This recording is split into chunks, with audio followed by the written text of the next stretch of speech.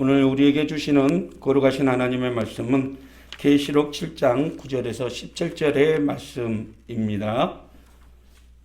거룩하신 하나님의 말씀을 다 같이 일어서셔서 함께 봉독하시겠습니다.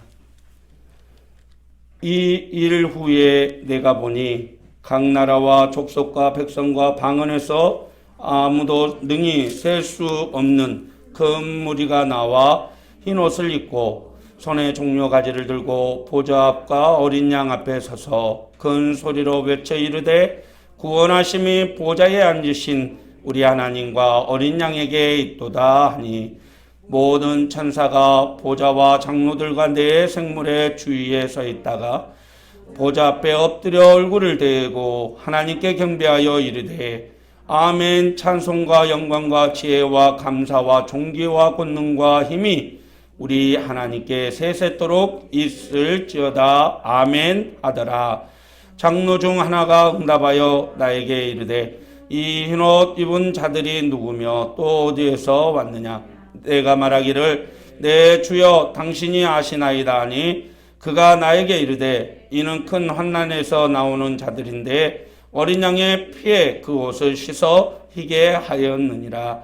그러므로 그들이 하나님의 보좌 앞에 있고 또 그의 성전에서 밤낮 하나님을 섬기매 보좌에 앉으신 이가 그들 위에 장막을 치시리니 그들이 다시는 줄이지도 아니하며 목마르지도 아니하고 해나 아무 뜨거운 기운에 상하지도 아니하리니 이는 보좌 가운데에 계신 어린 양이 그들의 목자가 되사 생명수 샘으로 인도하시고 하나님께서 그들의 눈에서 모든 눈물을 씻어 주실 것임이니라. 아멘. 이 말씀은 살아계신 하나님의 말씀입니다. 오늘 말씀의 제목은 위로받고 위로하며 삽시다 라는 제목의 말씀을 함께 나누겠습니다. 얼마 전에 우크라이나에서 전쟁으로 인해 탈출하신 선교사님으로부터 선교 편지를 받았습니다. 본인이 사역하던 교회와 체육관 그리고 그 삶의 터에서 한순간에 쫓겨나다시피 불가리아로 떠나신 선교사님은 그곳에서 평안이 안주하지 않고 많은 선교사님들과 더불어서 우크라이나를 탈출하신 난민들을 위해서 구호품을 나눠주는 사역을 하고 계셨습니다. 구호품을 나눠주는데 누군가가 와서 왜 왔느냐, 어떻게 왔느냐 묻는 사람이 없더랍니다. 한 번도 본 적 없는 그들은 서로를 위로하며 뜨거운 눈물을 흘리며 그저 말없이 안아주더라는 것이지요. 언제 포탄이 떨어질지 모르는 그 피비린내 나는 전쟁터에서 평화를 찾아 먼 타국까지 떠나온 그들은 서로의 처지를 알기에 그저 조용히 안아줌으로써 서로를 위로했던 것입니다. 저희 교회도 작은 액수나마 그 피난민들을 위해서 구호품을 사시도록 저희가 선교헌금을 보내드렸습니다. 선교사님께서 얼마나 고마워하시는지 정말 큰 교회도 감당하지 못하는 일을 감당해 주심에 진심으로 감사의 말씀을 전하셨습니다. 사랑하는 성도 여러분, 세상은 기근과 전쟁, 가뭄과 또 질병, 자연재해 등으로 얼마나 많은 사람들이 평화 없이 그 고통 가운데 지내는지 모릅니다. 이번 코로나 바이러스로 인해서 전 세계적으로 약 4억 7천만 명이 고통을 받았고 또 그 중에 620만 명이 목숨을 잃었다고 합니다. 우리나라에도 약 1,400만 명 가까이 코로나로 인해서 고통을 당했고 또 17,000명 정도가 목숨을 잃었다고 합니다. 뿐만 아니라 지금 이 시간에도 전 세계 곳곳에는 전쟁과 또 피비린내 나는 그런 탄압으로 해서 얼마나 많은 사람들이 고통을 당하고 있는지 모릅니다. 참 한숨과 근심이 끊이지 않는 이 세상 가운데 가장 필요한 것이 무엇일까요? 그렇습니다. 마음을 어루만져 주고 그들의 상처를 보듬어 줄 수 있는 위로가 가장 필요합니다. 사전적인 의미에서 위로라는 단어를 찾아봤더니 어렵고 힘든 일이나 슬픔 따위를 달래고 격려해 주는 것이라고 표현했습니다. 슬픔 따위나 어려운 일을 만난 이들에게 위로를 전하는 것, 그들의 마음을 헤아려 주는 것, 이것이 위로라는 거죠. 몇 해 전에 가수 나훈아 씨가 추석에 나와서 전 국민을 위로한다고 콘서트를 열어주었습니다. 봤더니 약 전 국민의 12% 정도가 시청했는데요. 60% 이상이 코로나로 인해 그 힘들고 지친 마음을 위로받았다라고 답변했다고 합니다. 그런데 가만히 생각해 봤습니다. 그분이 전한 위로, 그 위로가 얼마나 갔을까라는 것이죠. 사실 그분이 전하는 위로가 몇 시간이라도 우리의 마음을 위로해 주는 것이든 참 감사한 일이지만 우리는 또 다른 시련과 아픔을 당하면 우리에게 또 다른 위로가 필요하다라는 말이죠. 그래서 진정한 위로는 마음의 평안과 안식을 줄 수 있는 위로자를 만날 때 가능하다라고 말을 합니다. 그래서 사도 바울은 고린도후서 1장 3절에서 우리를 위로해 줄 수 있는 진정한 위로자는 하나님 한 분뿐이다라고 말씀하고 있습니다. 우리 같이 한번 말씀을 봉독하겠습니다. 찬송하리로다. 그는 우리 주 예수 그리스도의 하나님이시요 자비의 아버지시요 모든 위로의 하나님이시며 우리의 모든 환난 중에서 우리를 위로하사 우리로 하여금 하나님께 받은 위로로서 모든 환난 중에 있는 자들을 능히 위로하게 하시는 이시로다. 아멘. 여기에서의 위로의 하나님이라는 단어의 뜻은 모든 위로의 원천이 되시는 분, 모든 위로의 기준이 되시는 분이라는 뜻이죠. 수많은 고통과 아픔, 눈물을 흘리는 이들에게 위로의 원천 되시는 하나님만이 만져줄 때 우리의 마음이 회복이 되고 슬픔을 이겨낼 수 있는 진정한 위로가 있다라는 뜻입니다. 그렇습니다. 하나님의 위로는 어떤 고난과 시련을 이기는 강한 힘이 됩니다. 믿습니까? 우리가 당하는 아픔과 고통, 눈물과 한숨을 하나님은 기억하십니다. 그리고 그 길에서 우리와 항상 동행하십니다. 때로는 하나님은 우리에게 고통을 허락하실지라도 반드시 위로하고 회복시키신다는 사실을 믿으시길 바랍니다.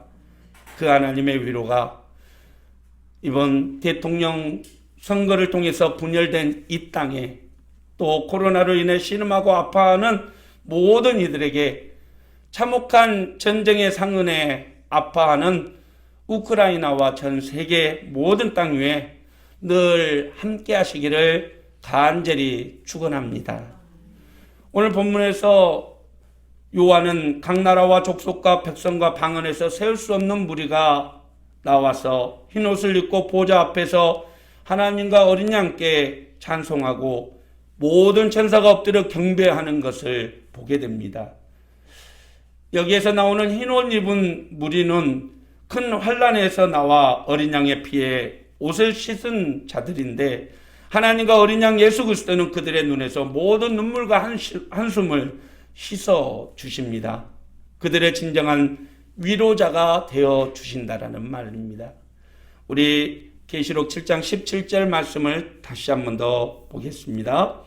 보좌 가운데 계신 어린 양이 그들의 목자가 돼 그들을 생명의 샘물로 인도하시고 하나님께서 그들의 눈에서 모든 눈물을 닦아 주실 것입니다. 우리말 성경에 나와 있는 말씀이죠. 여기에서의 모든이라는 단어는 한 개, 두 개 이런 개수라는 뜻도 있지만 이 각각의 모든 것에 라는 의미도 가지고 있습니다. 다시 말해서 성도가 가진 눈물방울 하나하나를 자국도 남기지 않고 온전히 모두 다 사라지게 해주신다라는 뜻이죠. 그렇습니다. 큰 환난을 이기고 어린 양의 보좌 앞에 선 흰 무리에게는 큰 상급이 준비되어 있는데 그것은 바로 어린 양의 위로라는 것입니다. 하나님과 어린 양의 위로는 단지 몇 마디의 말로 또 몇 시간의 위로가 아닙니다. 그것은 회복과 보상을 의미하는 말이기도 합니다. 모든 것을 회복시키고 모든 아픔과 눈물을 보상해 준다라는 것이죠. 오늘 본문에서 말하는 요한의 하나님의 보상은 무엇입니까? 하나님과 어린 양의 위로는 첫째, 영원히 하나님을 섬기게 해준다는 것입니다. 그리고 둘째는 하나님의 그들과 항상 함께 하시고 보호해 주신다는 것이고, 세 번째, 배고픔이나 목마름 없이 풍성한 삶을 누리게 되고, 마지막 목자가 어린 양을 샘가로 인도하는 것처럼 어린 양 예수께서 이긴 자들을 생명수 샘으로 인도하신다는 것입니다. 그렇습니다. 죽을 각오로 어린 양 예수 그리스도를 따르는 순결한 주의 백성들에게는 그들의 수고가 그치고 영원한 안식을 누리게 된다는 사실을 믿으시길 바랍니다. 사랑하는 성도 여러분, 지금 여러분의 서 있는 자리에서 힘들고 어려우십니까? 해결하기 어려운 문제 앞에 서 계십니까? 고통과 아픔의 시간들을 보내고 계십니까? 성도의 눈에서 모든 눈물을 씻어주시고 위로하시며 영원한 생가로 인도하여 주시는 어린 양 되시는 예수 그리스도의 위로를 믿고 믿음으로 나아가는 저와 여러분이 되시기를 바랍니다. 하나님의 위로하심과 상급을 바라보며 나아가는 우리는 그렇다면 어떤 삶을 살아야 할까요? 세상의 모든 환난과 시련을 이기고 믿음을 지키는 우리를 위해서 위로해 주실 어린 양을 바라보면서 우리는 어떤 삶을 살아야 할까요? 오늘 본문을 통해서 그 교훈을 함께 나누고자 합니다. 첫째, 아멘 대신 예수님이 우리의 모든 삶과 모든 찬양의 처음과 마지막을 기억하며 믿음으로 고백하며 나아가자라는 것이죠. 오늘 본문의 말씀을 가만히 묵상해 보면 정말 한편의 오페라가 펼쳐집니다. 모든 나라에서 모든 민족에서 큰 무리가 흰 옷을 입고 나와서 종려가지를 흔들면서 어린 양 예수 그리스도를 하나님을 찬양합니다. 그리고 그들은 외치죠. 우리의 구원이 하나님과 어린 양께 있습니다. 우리말 성경으로 다시 한번 볼까요?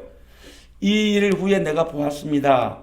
모든 나라와 민족과 백성과 언어에서 나온 셀 수 없는 큰 무리가 흰 옷을 입고 손에 종려나무 가지를 들고 보좌 앞과 어린 양 앞에 서서 큰 소리로 외쳐 말했습니다. 구원은 보좌에 앉으신 우리 하나님과 어린 양께 속한 것입니다. 모든 나라와 민족과 백성과 언어에서 나오는 무리는 쉽게 말씀드리면 각 세계 각 도처에서 나온 사람들을 의미하죠.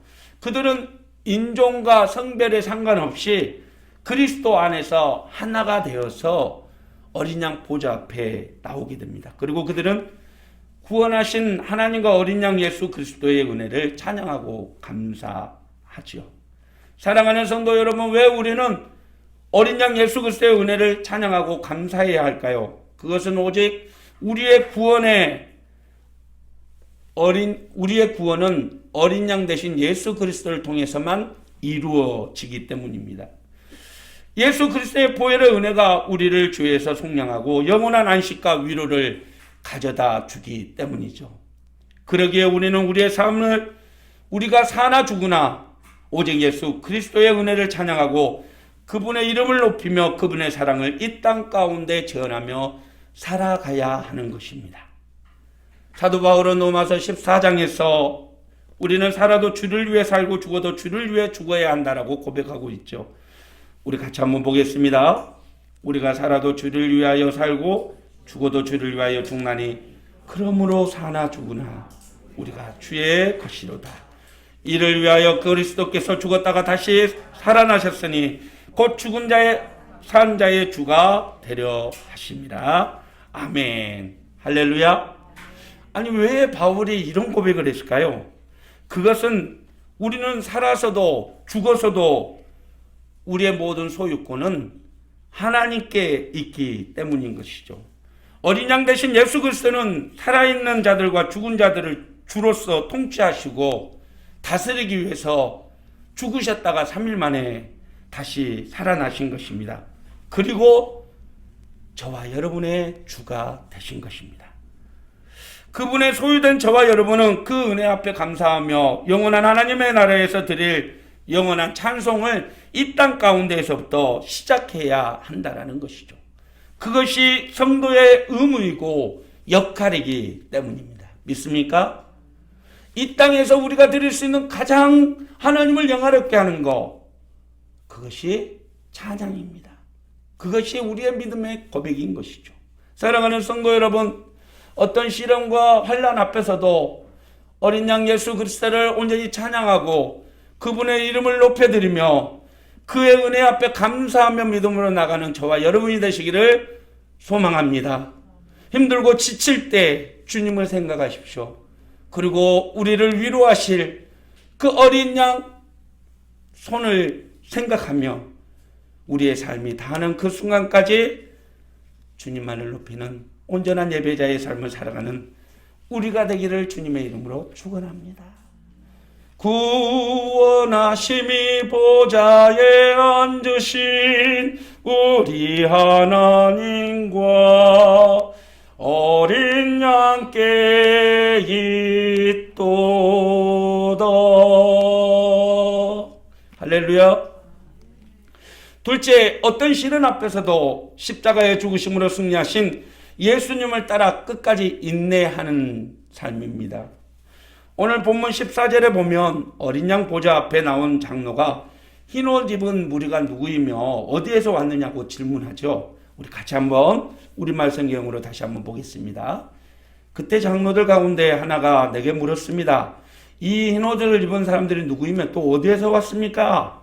나는 그에게 대답했습니다. 네 주여 당신이 아십니다. 그때 그가 내게 말했습니다. 이들은 큰 환난에서부터 나오는 사람들인데 그들은 어린 양의 피로 그들의 옷을 씻어 희게 했습니다. 여기에서 흰 옷을 입었다라는 것은 예수 그리스도의 보혈로 죄의 씻음을 받아서 성결케 되었다라는 것을 의미하죠. 그런데 그들은 큰 환난을 이기고 나온 자들이라는 것입니다. 여기에서의 큰 환난은 무엇을 뜻하냐면 그리스도 때문에 받은 박해를 이겨낸 사람, 이겨낸 것을 의미하는 거죠. 예수 그리스도 때문에 받은 박해에 굴복하지 않고 끝까지 믿음으로 주를 따라서 그 박해를 이겨낸 사람들을 말합니다. 어떤 이들은 순교를 당했고 어떤 이들은 박해를 받았던 거죠.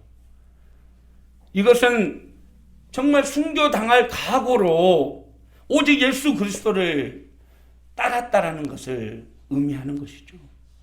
예수 그리스도를 주로 믿는 성도는 구원이 은혜로 주어지지만 우리는 환난과 시련 가득한 이 땅에서 이 구원의 은혜를 지키기 위해서 순교를 각오하고 믿음으로 나아가야 된다는 것입니다. 여러분, 운동장에서 다름질하는 사람들이 끝까지 다름질하지 못하면 그 상을 얻을 수 없듯이 우리의 믿음을 끝까지 지켜내지 못한다면 어린 양의 위로를 우리는 받을 수 없다라는 말입니다. 그렇습니다. 어린 양의 위로는 순교를 각오한 믿음을 가진 성도에게 주어진다는 사실을 믿으시길 바랍니다. 그래서 예수님은 재물과 하나님을 겸하여 섬기지 못한다라고 말씀하셨던 것이죠. 우리 마태복음 6장 24절 말씀 같이 한번 보겠습니다. 한 주인이 두 주인을 섬기지 못할 것이니 혹 이를 미워하고 저를 사랑하거나 혹 이를 중히 여기고 저를 경히 여김이라. 너희가 하나님과 재물을 겸하여 섬기지 못하리라.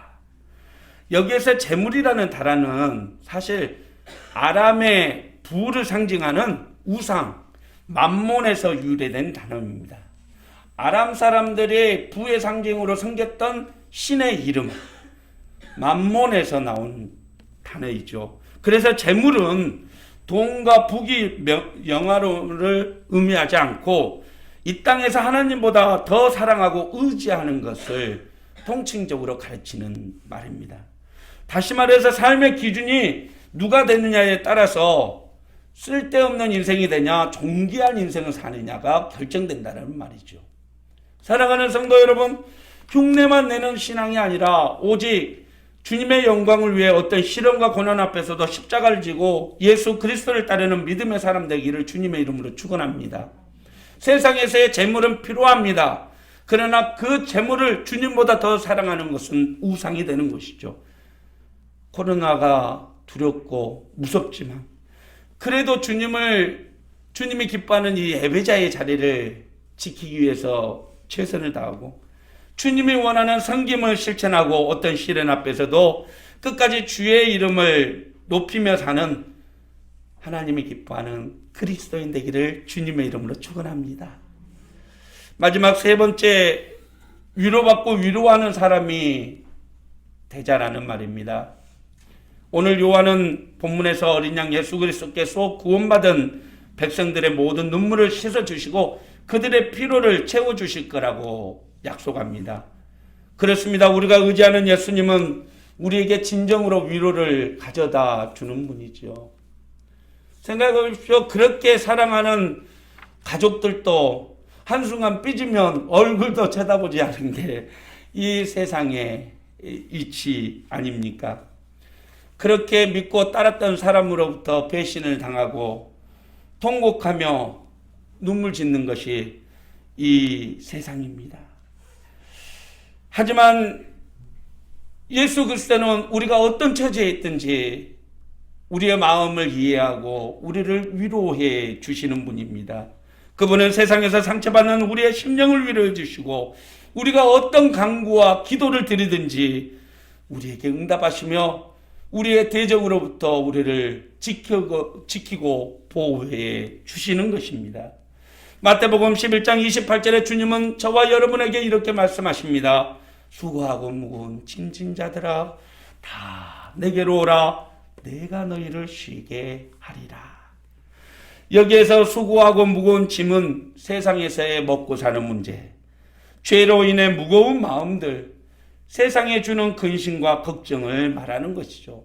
주님께 나아가는 자는 이 모든 짐을 내려놓게 하시고 참된 평화와 안식을 누리게 된다라는 말입니다. 그렇습니다. 어떤 이는 이 세상의 근심과 염려를 내려놓기 위해서 스스로 학대하기도 하고 어떤 이들은 물질이 진정한 평안과 기쁨을 가져다 준다고 믿고 그것들을 위해서 목숨을 다해서 살기도 하고 또 어떤 이들은 참된 평안과 안식을 위해서 가짜 신을 만들어 섬기기도 하죠. 하지만 우리에게 진정한 안식과 위로는 오직 예수 그리스도를 통해서만 주어진다는 사실을 믿으시길 바랍니다. 어떤 상황에서든지 주님을 신뢰하고 주님께 우리의 인생을 맡길 때 주님께서는 세상에 주지 못하는 평안과 기쁨을 가져다는 줄 믿으시길 바랍니다. 하지만 그 평안과 안식과 위로를 여러분 나만이 누리려고 하지 마시고 지금 이 순간에도 주님의 평안과 안식과 기쁨이 필요한 내 가족들, 내 이웃들, 주변에 고통받는 이들에게 나눠주는 우리가 되기를 바랍니다. 참 우리 주변에는 위로받아야 될 분들이 너무나 많습니다. 가난해서 끼니를 거리는 사람들, 그 한 끼 식사를 위해서 그렇게 아픈 몸을 이끌고 종이박스를 줍기 위해서 다니는 이웃들, 병든 몸으로 고통받으며 세상의 평화를 기대하는 이들, 또 지금 이 순간에도 평화를 간구하며 그렇게 애타게 평화를 기대하는 우크라이나의 난민들, 우리는 그들을 위해서 주님의 위로를 전해야 하고 그들에게 주님의 위로를 보내야 합니다. 사랑하는 성도 여러분, 오늘 또 내가 받는 주님의 위로를 세상에 전하며 살아갑시다. 나도 위로가 필요하지만 내 가족들, 내 주변에 있는 이들, 그 위로가 필요한 이웃들에게 그리스도의 위로를 전하며 사는 믿음의 성도 되시기를 주님의 이름으로 축원합니다. 말씀을 마칩니다. 사진 한 장 보이시죠? 지난 2016년도 미국 콜로라도주 브롬필드 메리디안 초등학교에서는 80명의 학생들과 선생님들이 강당에 모여서 자신들의 머리를 모두 다 삭발했습니다. 사실 9살짜리 아이가 항암 치료 때문에 머리털이 다 빠졌는데 그것을 보고 이 9살짜리 동료 아이들이 어떻게 위로를 전할까 하다가 자신들의 머리를 이렇게 다 깎은 거죠. 선생님들도 동참하고 교장 선생님들도 동참하면서 이 아이에게 위로의 마음을 전했던 거죠. 그들이 머리를 삭발하면서 외치는 구호가 있었는데요. 그것은 담대해져라, 용감해져라, 대머리가 되어라 였다고 합니다. 친구들은 자신들도 머리카락을 자르고 친구의 아픔을 위로하고 용기를 붙도와 주었던 것이죠. 그렇습니다. 누군가를 위로하기 위해서는 사랑하는 마음과 함께 그 사람의 아픔을 풀어줄 수 있는 능력이 되어야 합니다. 그래서 엄밀히 말하자면 세상에서는 우리를 위로해 줄 수 있는 사람은 없습니다. 오직 어린 양 되신 예수 그리스도만이 우리에게 참된 위로와 평안과 안식을 주시는 줄 믿으시길 바랍니다. 주님의 위로를 받고 세상으로 나가십시오. 그리고 세상의 아픔, 슬픔으로 위로가 필요한 이들에게 그리스도의 사랑을 전하십시오. 반드시 주님께서 위로해 주시고 힘 주실 것입니다. 오늘도 주님의 위로와 힘이 저와 여러분들과 함께 하시기를 축원합니다. 기도하겠습니다. 사랑의 하나님 아버지, 세상에서 만난 시련과 아픔, 환난, 모든 박해를 이겨내고 우리를 잘했다, 고생했다, 수고했다 위로해 주실 그 주님의 위로를 기대하며 나아갑니다. 세상에서는 우리의 슬픔과 아픔을 위로해 줄 수 있는 이가 없지만 오직 주님 한 분뿐인 줄 믿사오니 주여, 이 시간에도 전쟁과 기근으로 아파하는 세상의 모든 사람들을 위로하여 주시고 힘들고 지친 우리의 마음을 위로하여 주시옵소서. 오직 위로자 되신 예수 그리스도를 바라보며 그 사랑 가운데 거하며 그 사랑을 전하는 자로 살아가는 우리가 되게 하옵소서. 예수님의 이름으로 기도하옵나이다. 아멘. 사랑하는 성도 여러분, 힘들고 지칠 때마다 자포자기하고 좌절하고 절망하지 마시고 여러분의 슬픔을 들고 주님 앞에 나아가십시오. 주님은 반드시 여러분을 위로해 주실 것입니다. 그리고 승리케 하실 것입니다.